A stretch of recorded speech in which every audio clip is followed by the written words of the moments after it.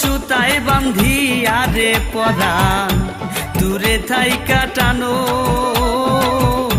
জানি না রে পরাণ বন্ধু তুমি কতই জাদু জানো।